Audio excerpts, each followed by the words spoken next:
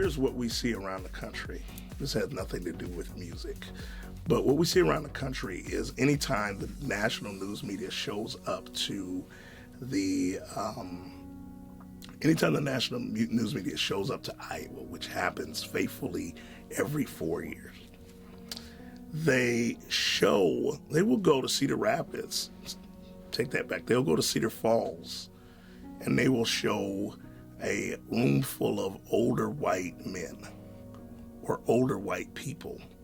and ignore for the 2 years leading up to the caucuses all of the issues that are plaguing African Americans and people of color,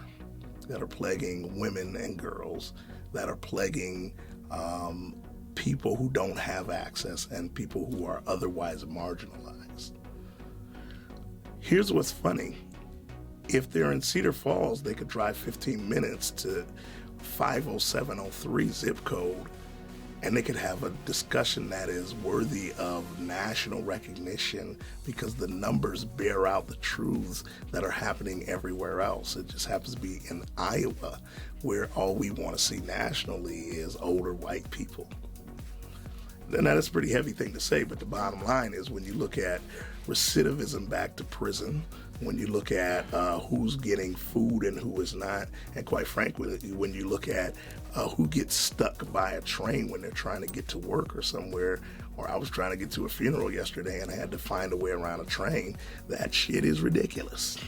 And it could only happen